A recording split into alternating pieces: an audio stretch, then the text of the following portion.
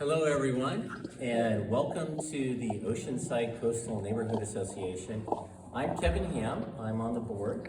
We have Elaine that's on the board here, and then Kurt as well. Our fearless leader, Jane Marshall, was down in Mexico and decided to bring something back on vacation that none of us want to bring back, which is a cold and a sickness and something else. So she showed up, she didn't look good, we sent her home. So she asked me to stand in for her tonight. I was given some pretty clear directions, so if you're watching this, Jane, on the video, remember I did it. So she wants to know how many of you get this green flyer and it reminds you to come to the meeting. If you can raise your hands. All right. Perfect. Okay, so the majority of folks. All right, great. Well, as you know, we do this monthly, and this general meeting gives us an opportunity within the boundaries, which are essentially from Mission to Oceanside Boulevard, to the freeway, to the ocean, in this community, to talk about some of the things that are happening. And so the first speaker tonight is a close personal friend and someone that I think does amazing work for the city. There is no better person at what she does. That's Michelle Gellar. She's the Economic Development Manager for the city. It should be the Economic Development Director in Miller, but she is great. She'll have lots of things to talk about, and I think she has a couple of funny things to talk about, what the economy is doing or not doing. Come on up, Michelle. Thank you, Kevin. Hi, everyone. I've known Kevin since 2006 when I first moved down to North County from the Bay Area, and I worked for the city of Escondido, and he worked for the city of Vista, and I would argue that no one really knows how to do development better than Kevin Ham. Yeah. So we'll just compete with who loves each other more. Hey, that's a good password. You like that? Is that ghost? It's password.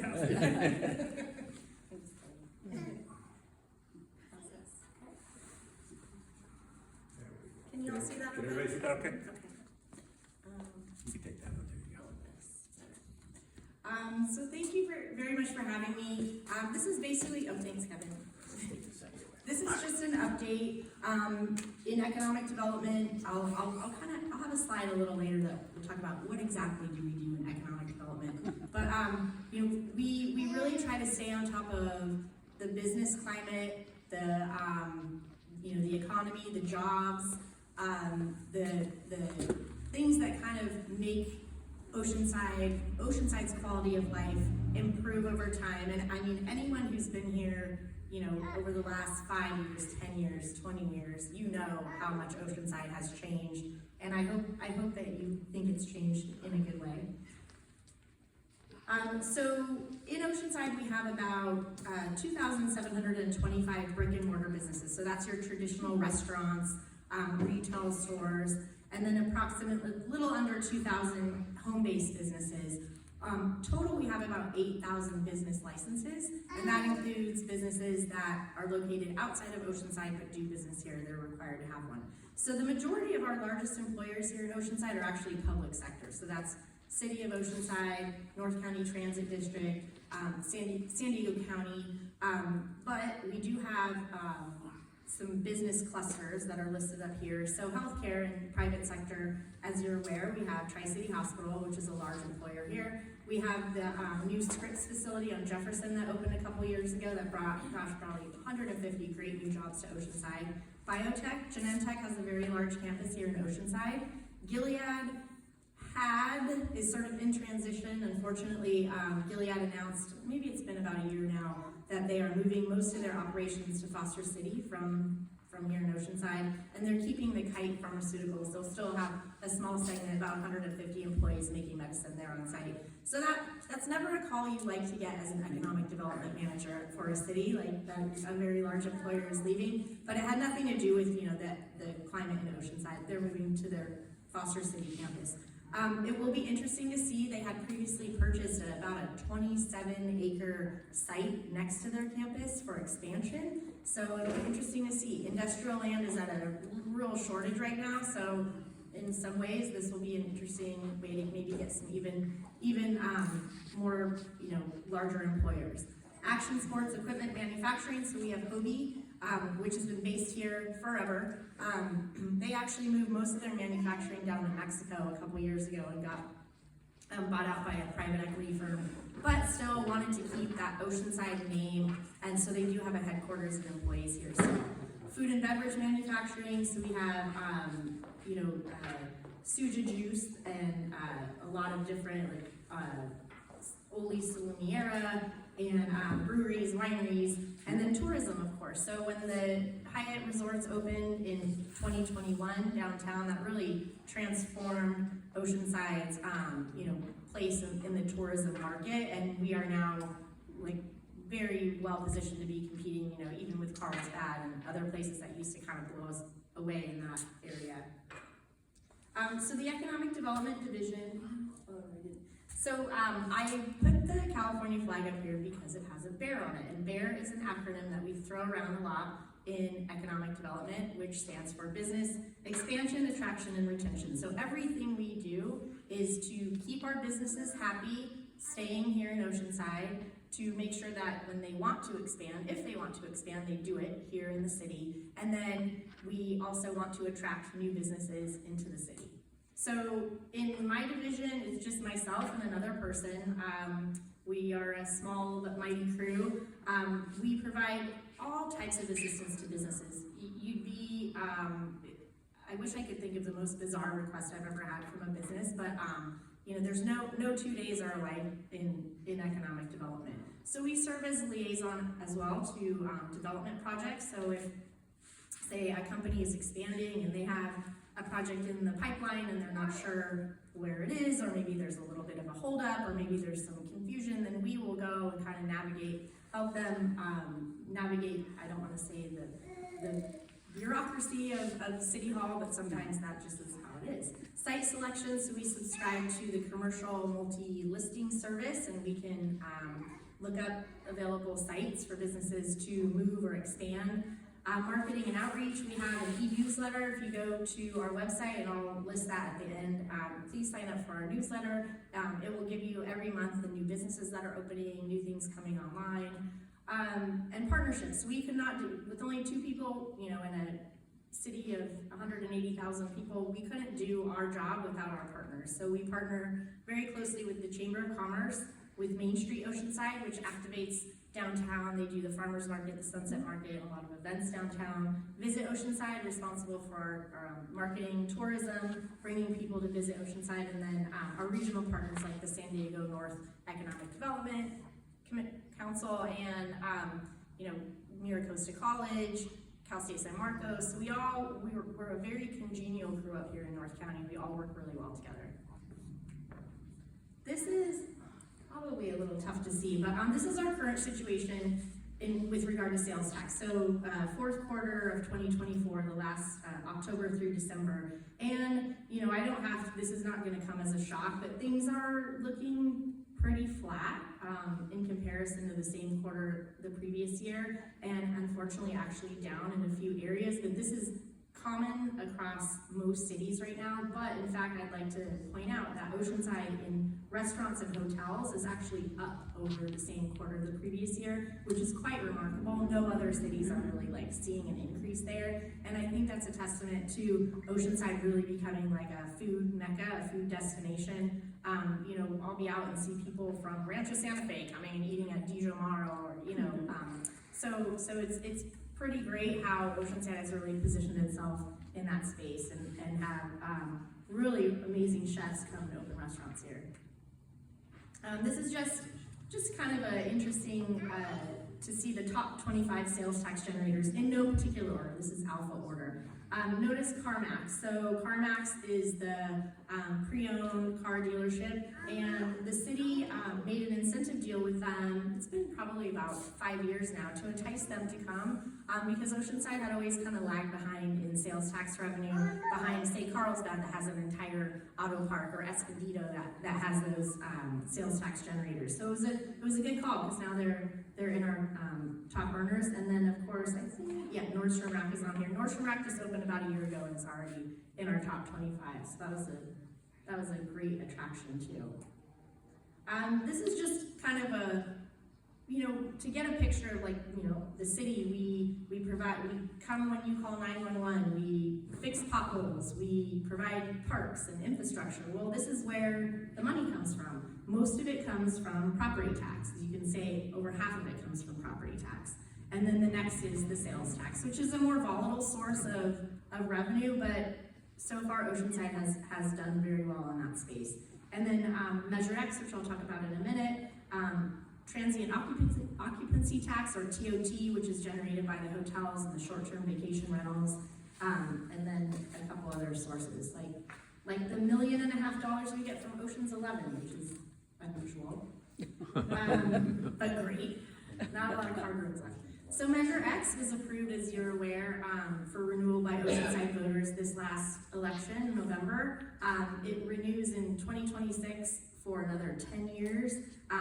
Clearly the voters were supportive because it got 69% voter approval, and it provides funding for a lot of police, fire, safety, infrastructure, and we were just thrilled that it got renewed, even though it's, a little tough out there right now.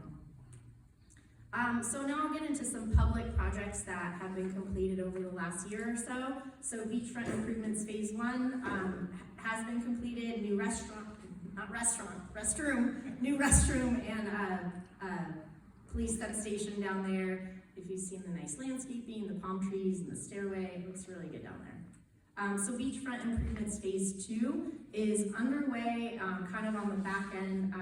The staff sounds like they're gonna put out the environmental impact report probably this fall, and then hopefully finalize things and maybe even go to construction in the next maybe year and a half or so. So that includes the Junior Stay Out Community Center, the amphitheater, and that whole area as well.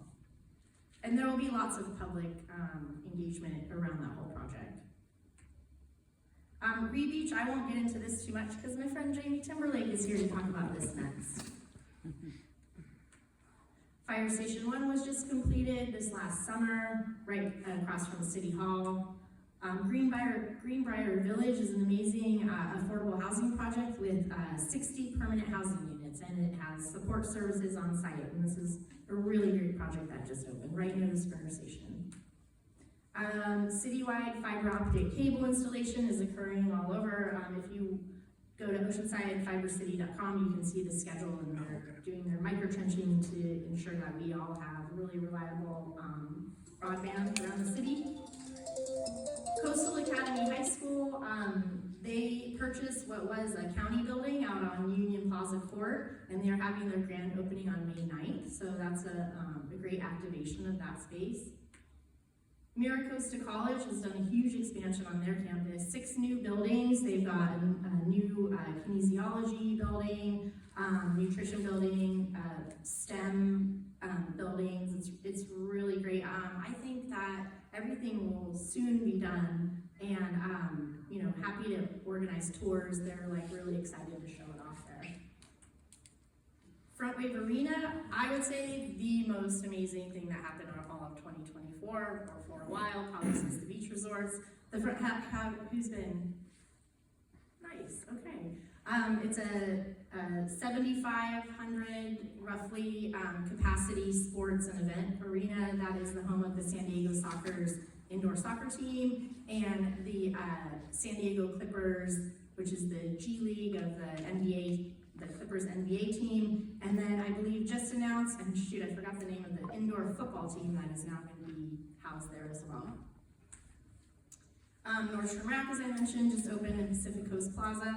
So this may not seem like a big deal to someone not in economic development, but traditionally, so the way a retail site selector figures out where they're going to put their next store is they kind of draw, a circle around the city, and they say, okay, do we have enough people with disposable income that will shop here? Well, when you draw a circle around Oceanside, you get a lot of ocean, and then you get Camp Pendleton, so we always kind of had a challenge attracting good retailers.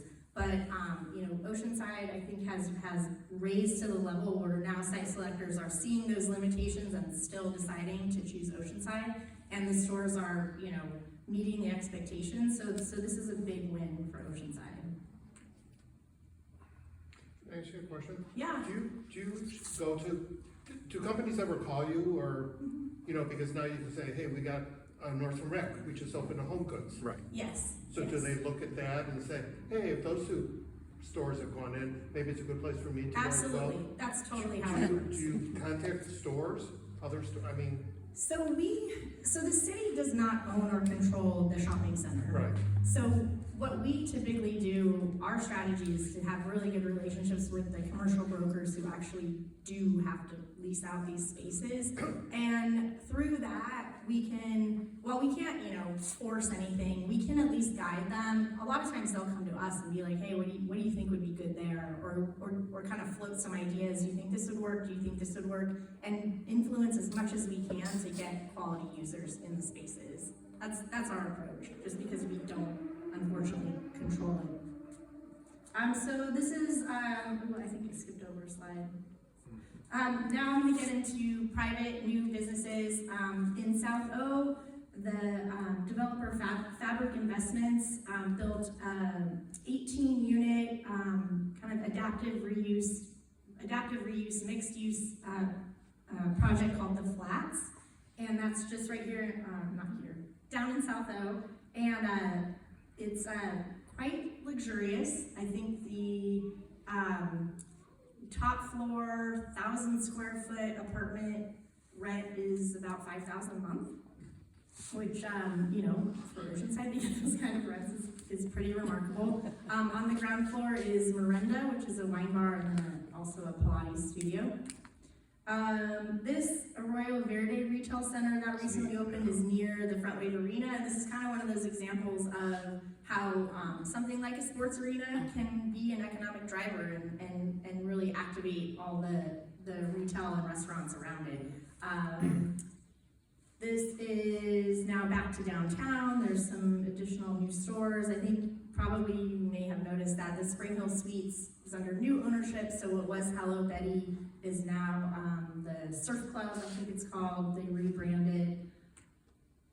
More retail is coming, so this is in Pierview Plaza, right across from City Hall. Pokey House. Finney's Craft House and Kitchen, a great adaptive reuse of what was the old Los Cabos. Is that what it was called? And I think that, you know, at a certain point, Los Cabos was a frequent flyer for calls for service from our police department. So I think this now Finney's is very family friendly, a good user with other locations in Orange County and other spots, and it's so far been successful. Amalfi, another one that has a location in another spot in San Marcos, and went in where Orfila had been downtown. A couple other restaurants and retail along Coast Highway coming kind of out of downtown. Paddle, California, is it Paddle? Piddell. Paddle. Thank you, Kevin. Kind of a pickleball-esque sport And right Piddell now. player. It's what? And Piddell. I played Piddell. Nice. Crackheads Oceanside, this gentleman also has Crackheads in Carlsbad, if you're familiar with kind of the cargo container concept around like a active space that you can play cornhole and kids can kind of run around while the parents have beers. That's on Coast Highway. Green Cheek Beer Company, so it was Bagby Beer, and the Green Cheek folks from Anaheim came down and took that over, and they're doing great there. Better Buzz, you know, I don't know how many more coffee places we're gonna get. Another Better Buzz. And another one, Better Buzz right up there across from high school. Yes, the Pollo Loco and Yeah, it's gonna be a Mission Better Square will Buzz. also be a Better Buzz. So, yeah, you can get really buzzed up on caffeine in Oceanside. A few more. Rose Cafe is fantastic. Have you tried it? It's so great. I was really impressed with it, just for like the little kind of hole in the wall.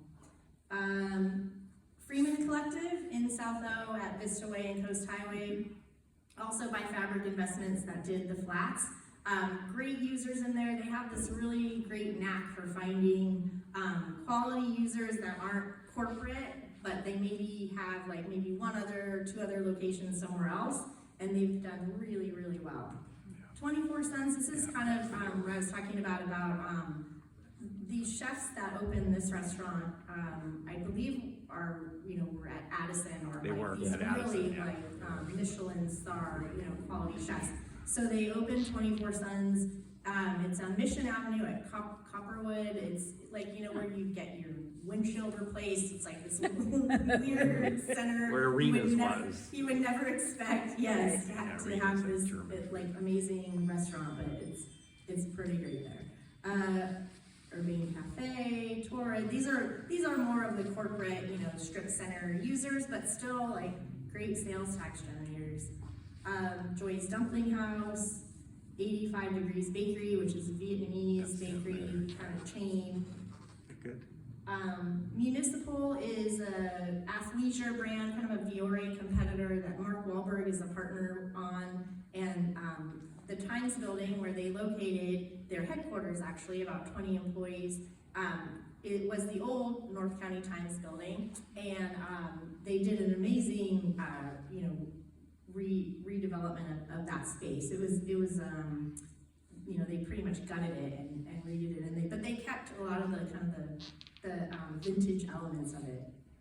And the municipal folks who are actually Mark Wahlberg's, from New York, and it's kind of this like urban, gritty vibe, and they loved the space so much that they decided to locate in there.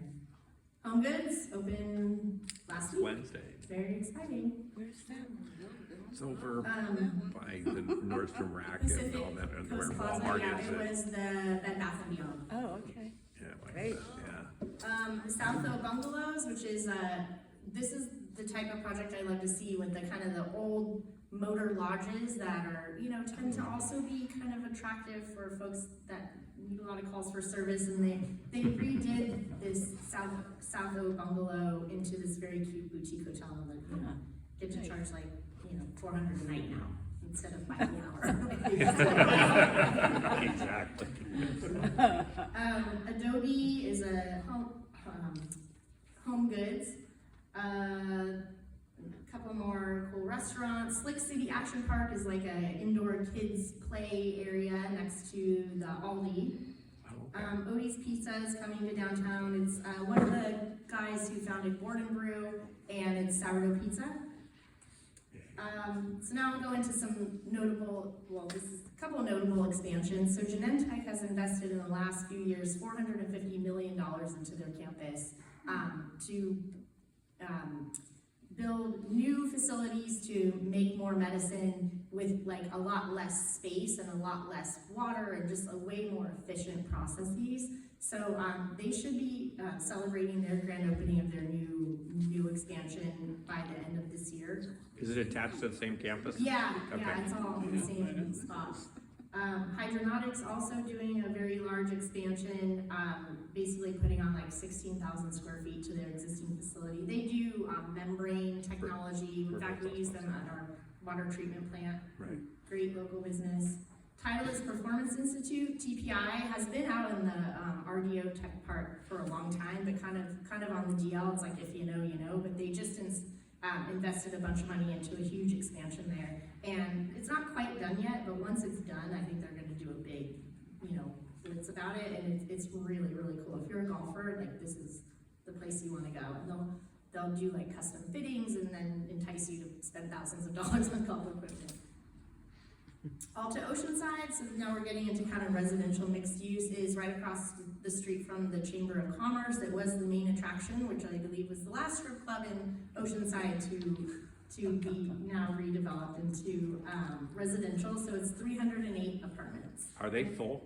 Do we know? I don't know. Yeah, I don't either. I know the retail below is not, but I don't know. Luma at El Corazon, another multifamily, 268 units. In fact, the Clippers G League, the San Diego Clippers players live here. So that's convenient. Ocean Creek is under construction. That's 295 apartments at Crouch Street. The Oceanside Transit Center, so that's 11 acres that will be redeveloped, and North County Transit District has partnered with Toll Brothers. It will be 547 residential units and a boutique hotel. It will be the new headquarters of North County Transit District and have retail and restaurants and kind of be quite a huge project there.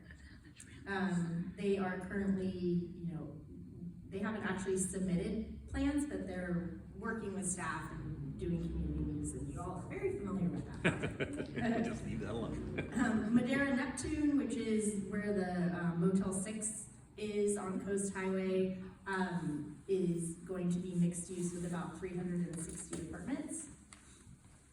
810 Mission, which is the current North County Transit District headquarters, is a 7-story mixed-use development with 206 units.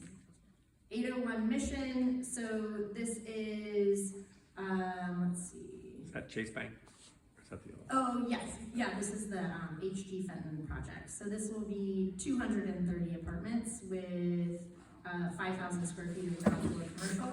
And they just went to the Downtown Advisory Committee, I think last week, and sounded like they got some really good response. 401 Mission, which is where the Regal Theater currently is. So this is proposed to be 332 apartments and about 20,000 square feet of commercial on the ground.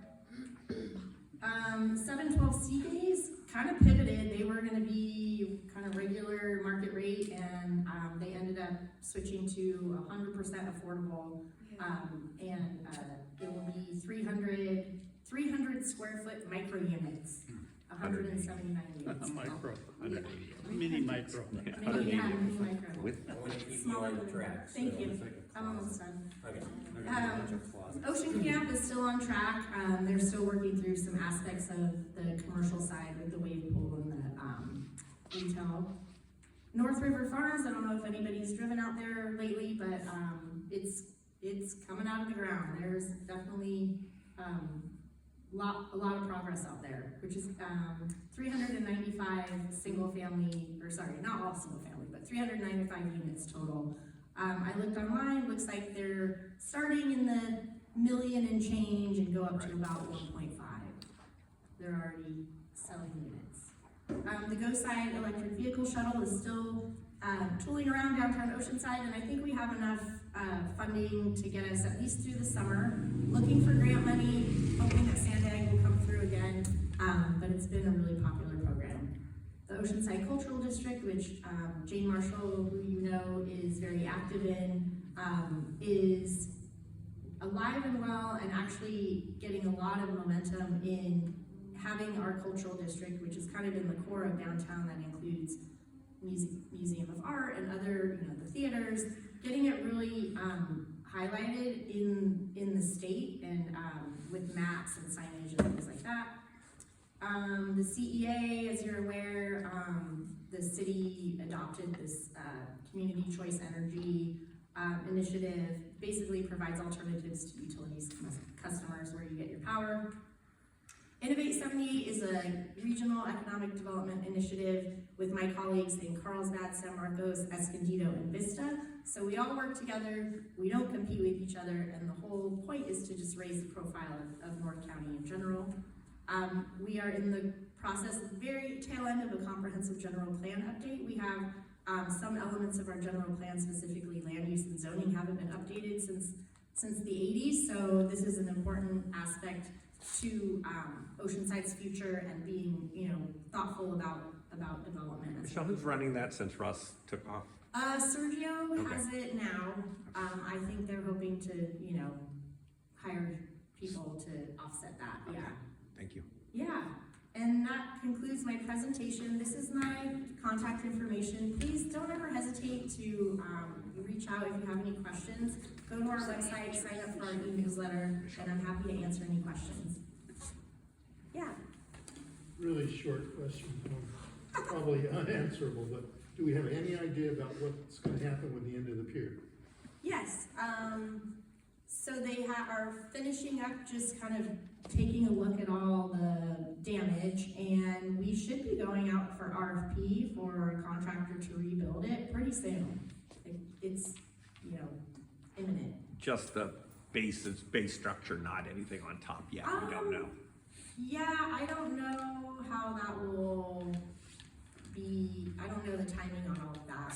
that would make sense, that, Yeah. like, it would be, a different contractor for the pier versus the restaurant. But the restaurant will be rebuilt, you know, the plan is to rebuild it all, just like it was, well, not just like it was, but there will still be the same restaurant operator out there.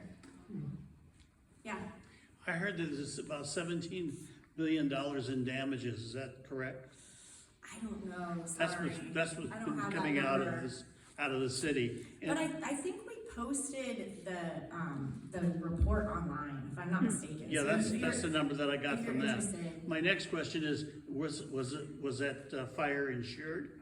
Oh, yes, there was many insurance policies involved. Okay, so, Yes. so then when the city says we have a $17,000 expenditure, they're gonna be reimbursed. And I don't know how that all works, but yes, it was very well insured, and, you know, we're gonna rebuild it. Okay. I'm not worried about it, yeah. So there is the Rite Aid on the Oceanside Boulevard and the Coastal Highway. So it's not being used that much. Are they going to move out, or what's the plan? I mean, Rite Aid's definitely closing stores, so I don't know what's happening with that one yet, but that's the kind of thing we'll get in touch with their broker and see what the plans are. But that's a great location, so I don't think they'll have any I problems. know, that's a great location. And another question is, are there any plans to bring some large grocery stores into the, like, west of Coastal Highway, so that it's walkable for the residents? So getting that Walmart neighborhood market was a big win in Mission Square. You know, having CVS come down was another big win, because downtowns don't have the parking that the supermarkets need. So it's a tough sell. I doubt it, just because of the parking. But yeah, that's kind of just the nature of downtowns. And I mean, yeah, sure, you can make it work in downtown San Diego, because you can have parking structures and things like that. But even the example of, like, the Whole Foods in downtown Encinitas, you know, not really working out. It's just, I think, you know, we like to park close, and we're used to parking close, because we don't live, you know, that dense of a spot. So yeah, unfortunately. All right, well, we promised Michelle she'd get out of here on time, so let's give her a hand. Thank you. Like I said, don't hesitate to call or email if you have any questions. Thank you very much. Thank you. And I would say, when you're talking about businesses, if there's something you want to see, give Michelle a heads up, especially if you know the CEO of a company that's looking at moving in. A lot of times, those leads come into to the office through that. And I think Jayme is here, and she's going to set up. Like I said, Jane wasn't able to make it tonight, and one of the things that she asked us to talk about when Jayme was talking is the Save Our Sand group asked to let you all know that tomorrow night there's a budget meeting at 5:30 at City Hall. And that they're asking that everyone is urged to go out to the council meeting to ask the council to significantly increase beach restoration funding. And they're recommending $5 million in fiscal year 25-26 and $4 million each year thereafter. I am sure we'll hear more about some of those things. So, Jayme, I'm sure that we haven't met yet, but you're wondering where's Jane. Jane isn't feeling well tonight, so I'm here to introduce you. And Lane is getting you set up. If you want to come on up, and this is Jayme Timberlake with the city, and talking about Rebeach. Yeah. All right, thank you. Perfect. Got it. Like, get your source out here. Can you guys hear me okay? Yeah? Yes. Okay. I have surfers here, so I might be like asking double what your questions were. But, and I might be fluctuating too much in the volume. But I can just start by just introducing myself. So I'm Jayme Timberlake. I'm the Coastal Zone Administrator for the City of Oceanside. I'm not sure if you've all been to these meetings before and met me before. I think last time I was here in October. Can you raise the volume too? Yes. Talking a little more. Talking to a little bit more. Okay, thank you.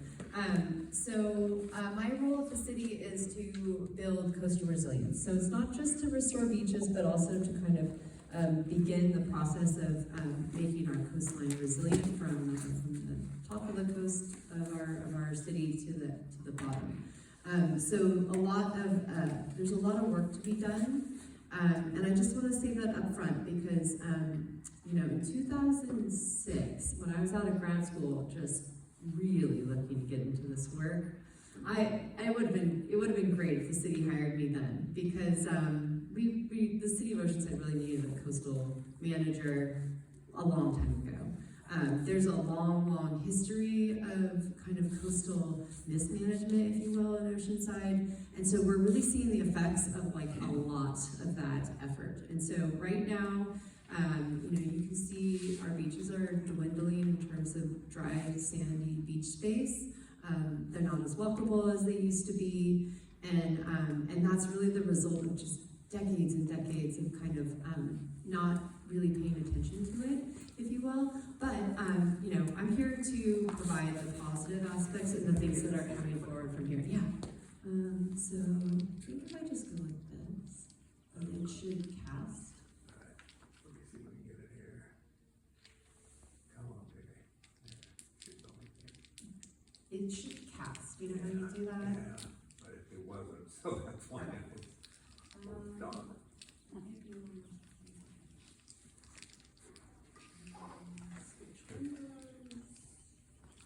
So, yeah, 'cause I got the picture on it. Because I tried doing it, where you do it here with this one to switch screens.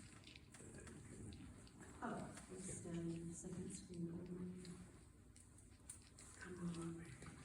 Even if I don't have notes, I'm okay with that. it's something to get the picture out. Yeah.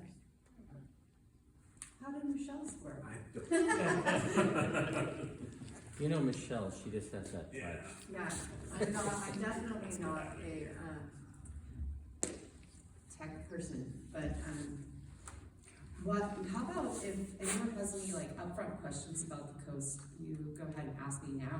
Can you raise the volume a little bit? So I Yeah, can sorry hear? about that. So if you have any questions you want to ask about the coast and kind of what's going on our beaches, we can start by just having a question answer period right now, because sometimes people just want to get their questions out. Yeah. Who has responsibility for the beaches?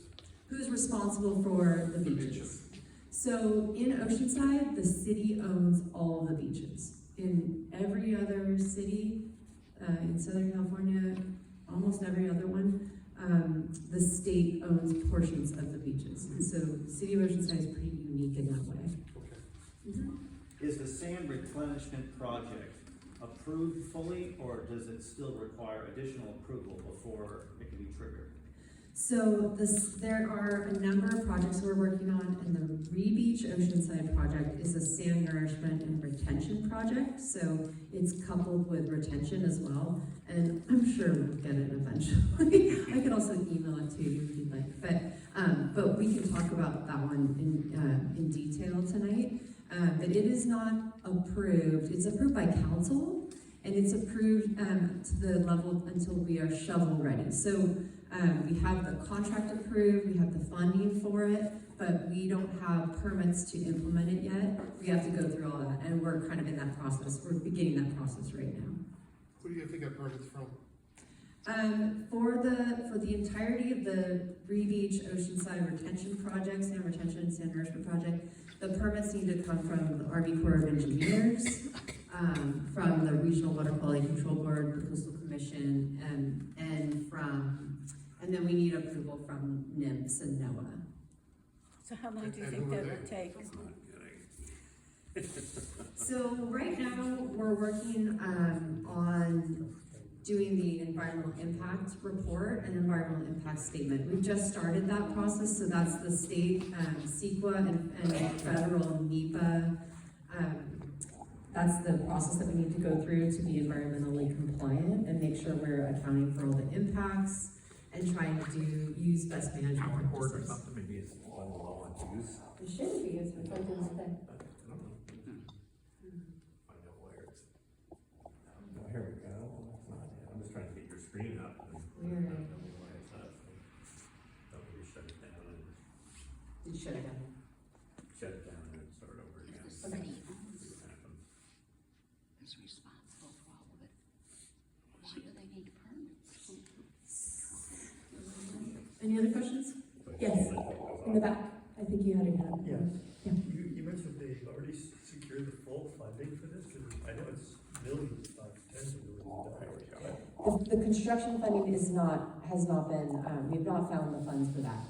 But we have funding for the design until we're shovel ready, so we're ready to go, Okay, I see. ready to break ground. Sorry. It's okay, technical stuff, we'll get it. Yeah. And I think it's good to just sometimes just talk about what, Yeah, there you go. hear what people are really interested in.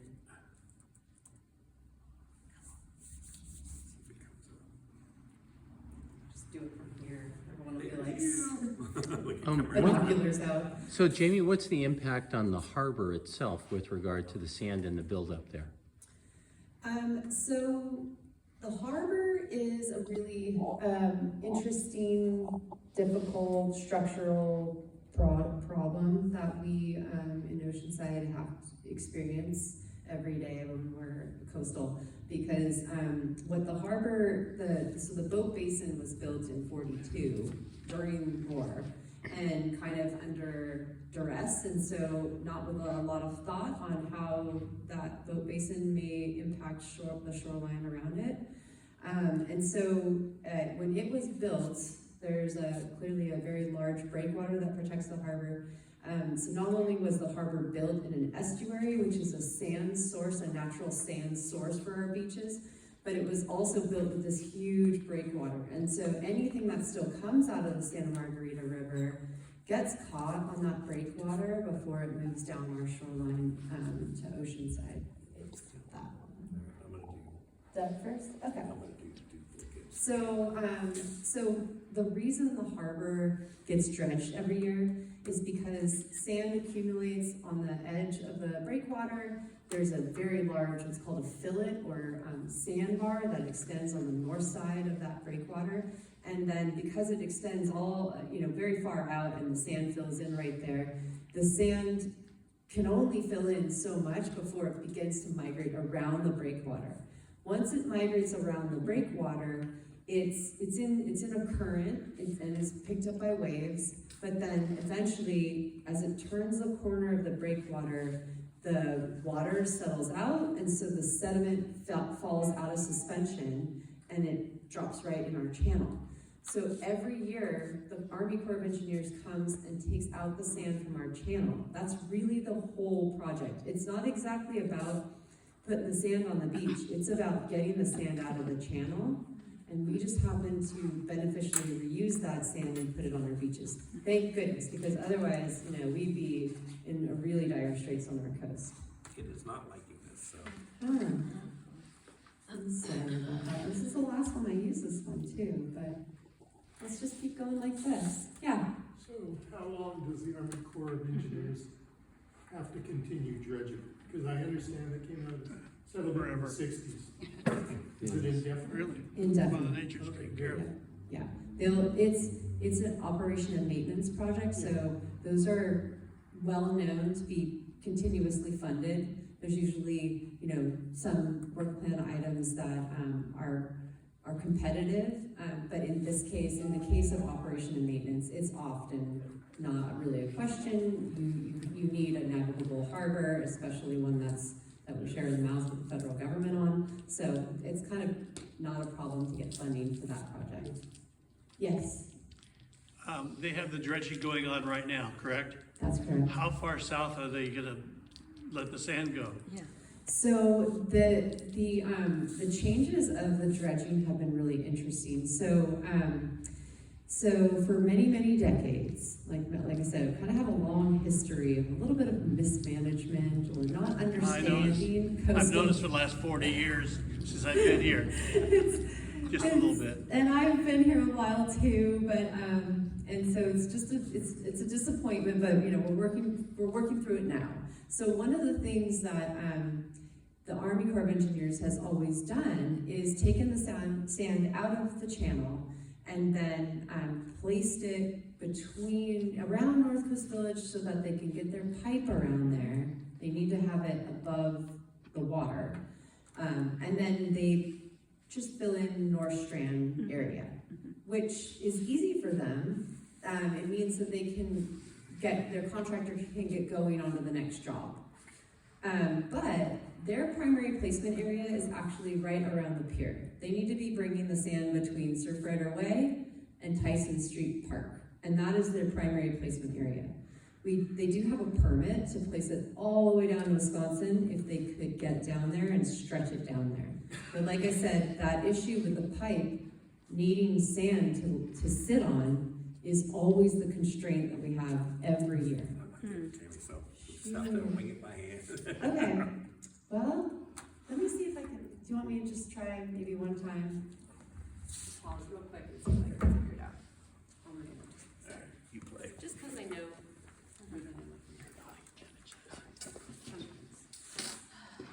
Sorry about that. Is there a way that I have a thumb drive that?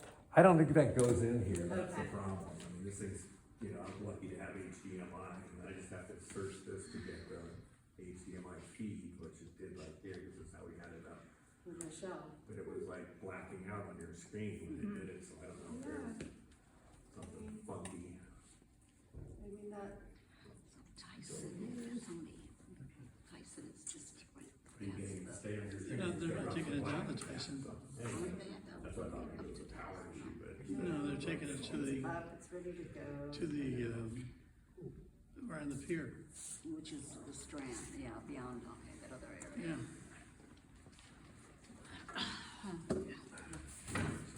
Well, Anyway, if you can turn it around, you can, you can really see You know, it. Jayme, something else we could do is if you want to Yeah. do the full presentation, we can have you come back. We'll do 30 Yeah. minutes. Would that work out? Or I can just try and talk about it without any visuals. I mean, it's not as much fun, but I can certainly talk about it. I can talk about it forever.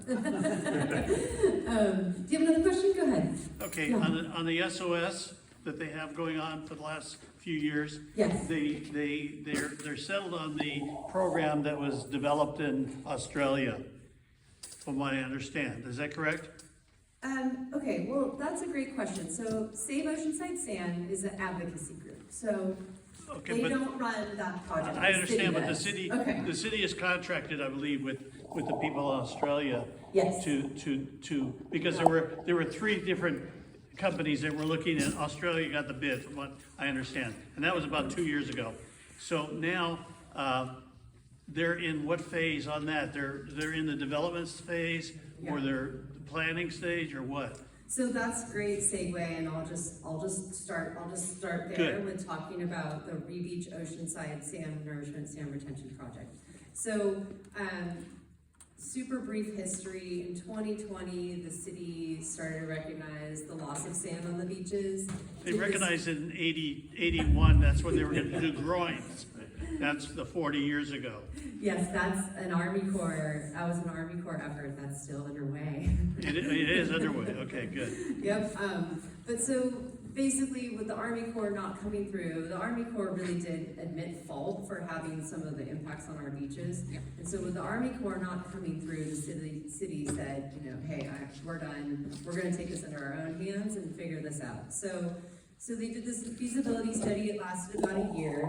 It looked at everything from harbor all the way down to Buena Vista Lagoon and tried to capture, you know, what are the issues here? What are the things that we can work on? What are the things that we need to absolutely do? What are the best management practices on how to correct the issues on our shoreline?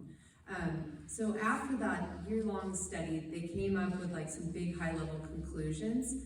And one of those was that the sand that we're using from the harbor is not good. It's not enough. It's not enough in quantity, but it's also not enough in quality.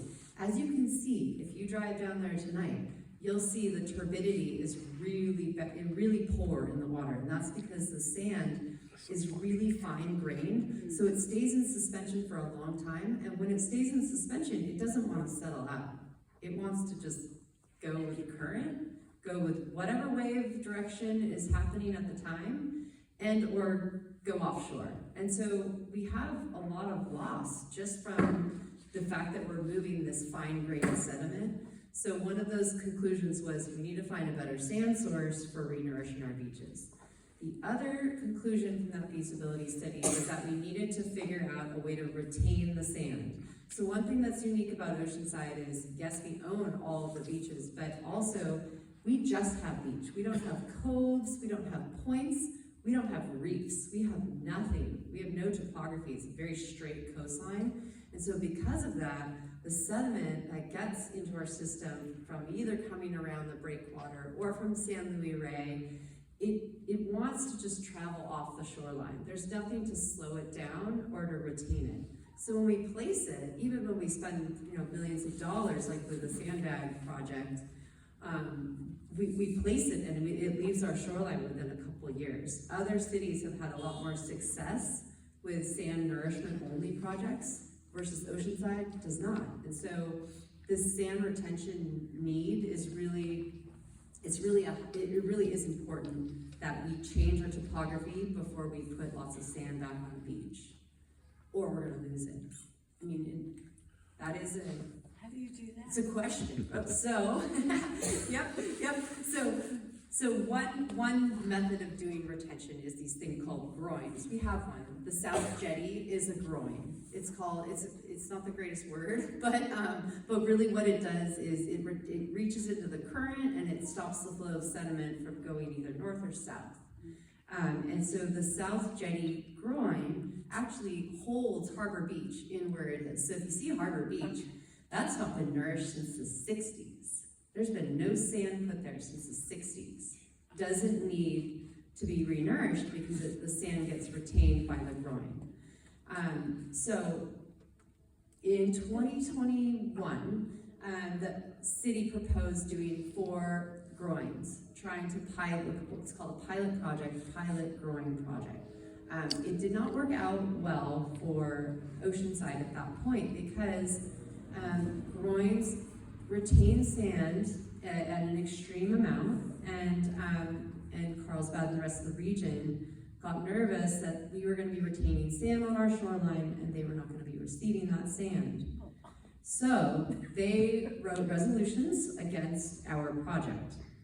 So in 2022, city hired full-time coastal manager to start working on this issue and resolve some of these problems and try and figure out a different type of sand retention solution. So what we did in 2023 was we set out to do a design competition because the rest of the world is dealing with these types of coastal erosion issues. They're dealing with sediment retention or sediment loss or beach erosion just the same as we are. They just don't have the same constraints as we do from really a permitting and environmental compliance perspective. So this design competition that we launched, we did it worldwide. We had about, let me think about it. I think there were 34 firms that came together to bid on a project to figure out a different type of sand retention solution for Oceanside. And then we had those firms team up so that they could be competitive against each other. And the city team and the project team and I whittled down those firms to have, I think we started with 6 competitive teams, then we knocked it down to 5, and then we had 3 final competitors who brought forward a bunch of different interesting designs that Oceanside could consider for doing that sand retention. So in the end, it was about an 8-month-long competition. We had public workshops that were 200 people were there. It was actually pretty fun. And the public was actually able to directly talk with the design teams and say, this is what we want to see in Oceanside. I mean, the design teams were from the Netherlands, from New York City, and from Australia. And the folks from the Netherlands, really, I mean, they came up with some crazy ideas of archipelagos that were gonna capture sand and ways to transport us around the water instead of having freeways and highways. It was really interesting what they brought forward. But in the end, this Australian team won the competition and they brought forward The winning design, which is the one we're now pursuing, which is called the living speed bumps concept. And what it is it's an artificial reef, so a submerged reef that's about 500 feet long and 90 feet deep right now. We're in design, so it's not, don't hold me to that. But it's an artificial reef that's submerged, so it's underwater, and so it'll provide not only reef benefits, but it'll provide some attenuation of the waves, and the waves and the currents that cause our beaches to get eroded. It's not going to stop the waves, because that would be a breakwater, and we definitely don't want that. We want to speed bump the sand so that it's not getting lost off our coast so fast. And then that artificial reef is coupled with these two headlands, which we've settled on the location of those. So City Council approved the location to be these two headlands, which are like little, we're gonna basically make like a little cove, a little perpendicular park, if you will. And they're gonna be at Tyson Street Park and at Wisconsin. So really just the whole pilot project we'll start with our one pilot project on the Strand. Yeah. If we're retaining sand, doesn't Carlsbad still have the same problem? So how are we? We're retaining sand on a percentage. So we're aiming for 20% sand retention from what we have now. Okay. We don't have 100% loss, but we have, and some years we have more than 100% loss. Yeah. But we're trying to slow it down. A percentage, slow it down, not 100% capture. The other part of this is that we have to place sand in order to retain it. So we're not proposing to put out these constructs out in the ocean and then leave them be. We have to retain the sand that we place. So we're placing 900,000 cubic yards of sand in consultation with the artificial reef and the two headlands.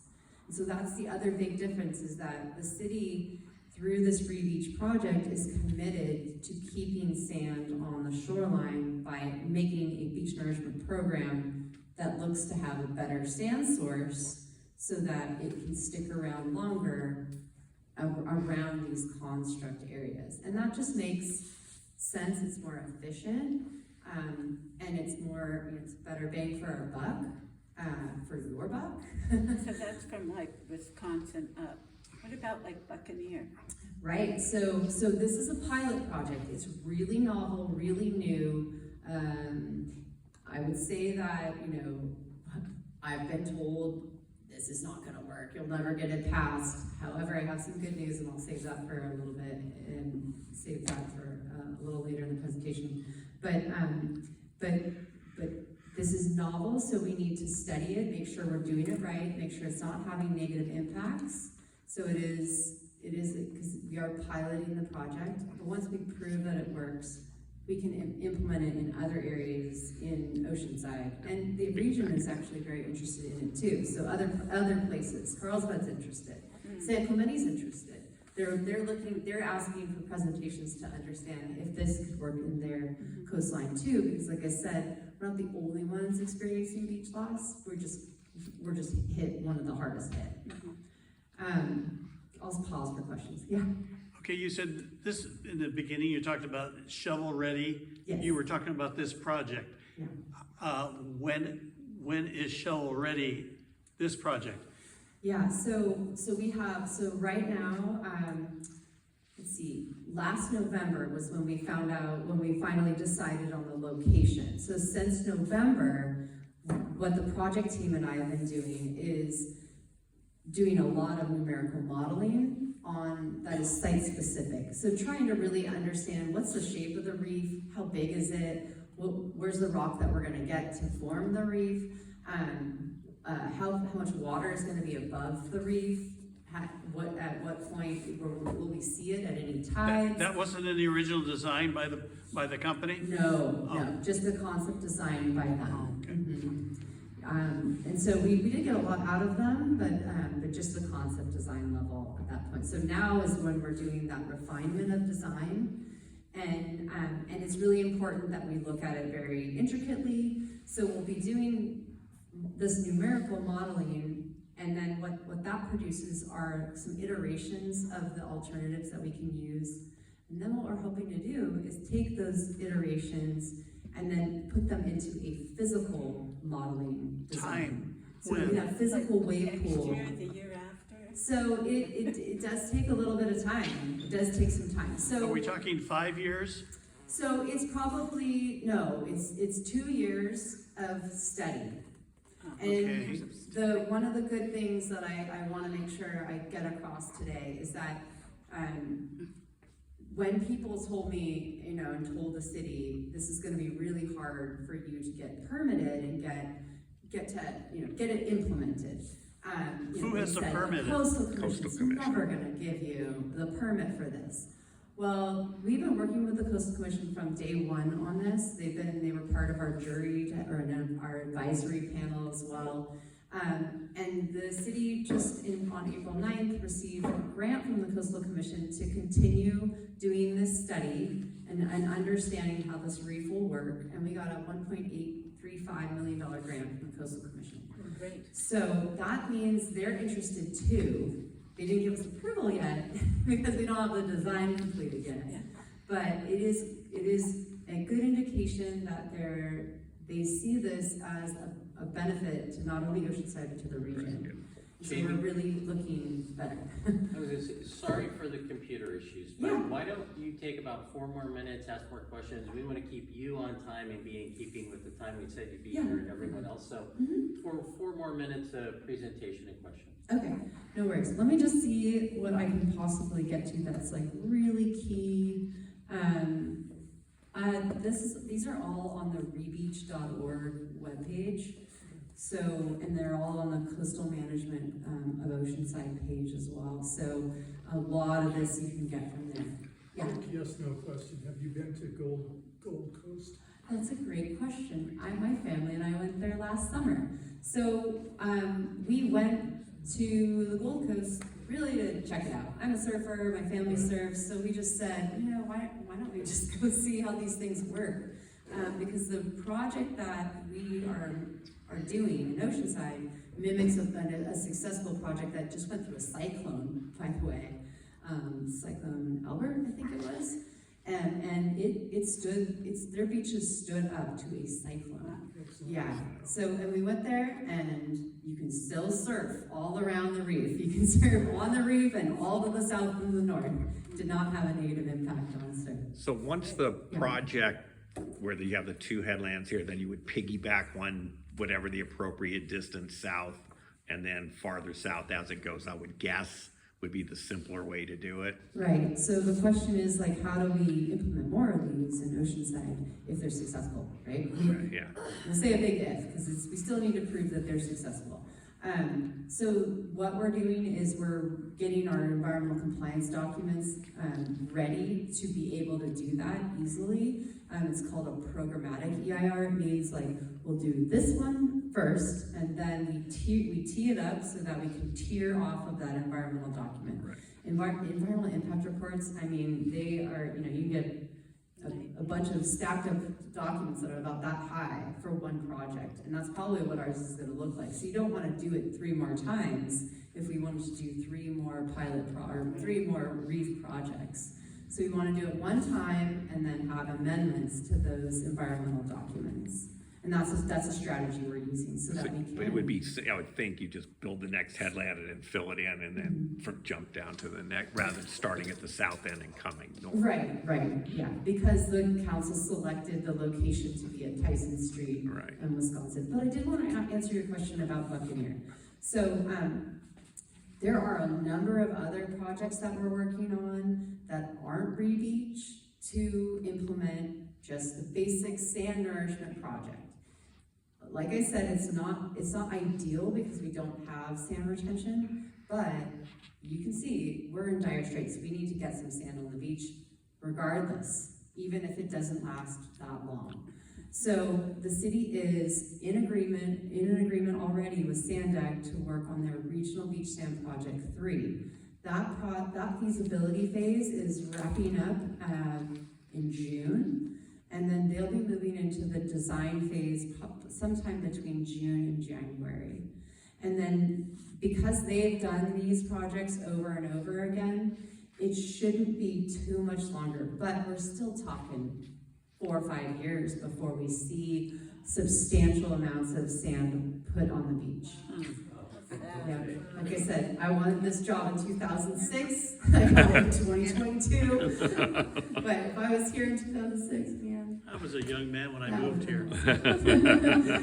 Um, We did when you get it I done. we couldn't be around. I'm gone. There's a handful of other things that we're also trying to do, which, you know, we still believe that we can find some of these opportunistic sand projects.